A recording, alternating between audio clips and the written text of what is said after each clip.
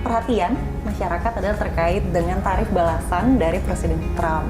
Nah ini kan meskipun sudah ditunda selama 90 hari untuk bernegosiasi, tapi delegasi kita masih ada di sana ya Bu ya, kalau tidak salah. Nah jadi sebetulnya apa sih target utama dari negosiasi ini yang ingin dicapai oleh Indonesia, yang ini jadi benchmark? Begitu itu tercapai artinya kita bisa bilang bahwa negosiasi kita berhasil nih dengan pihak Amerika. Kita berharap melalui open negotiation ini kita bisa mencari solusi yang terbaik. Karena memang ketika berbicara mengenai neraca perdagangan, jadi secara holistik Indonesia tuh perdagangannya surplus selama ini dan udah bertahun-tahun ini.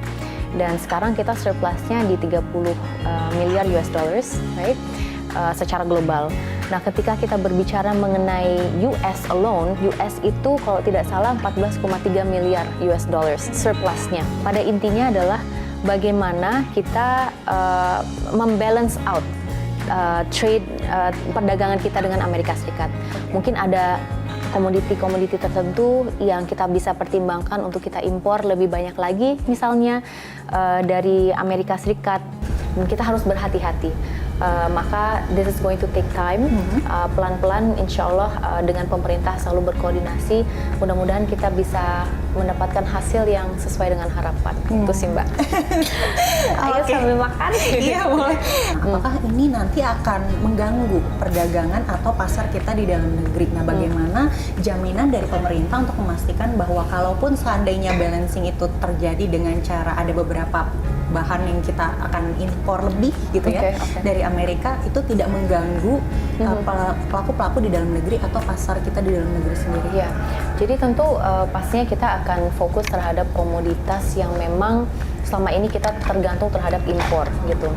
Dan ada evaluasi, analisa yang kita lakukan secara internal juga, baik itu di Kementerian Perdagangan dan lintas KL lainnya, untuk memastikan bahwa apa yang dikhawatirkan masyarakat itu tidak terjadi, gitu. Jadi kalau menurut saya kita tunggu dulu, gitu ya. Kita lihat bagaimana progresnya dalam beberapa hari ke depan, beberapa minggu ke depan.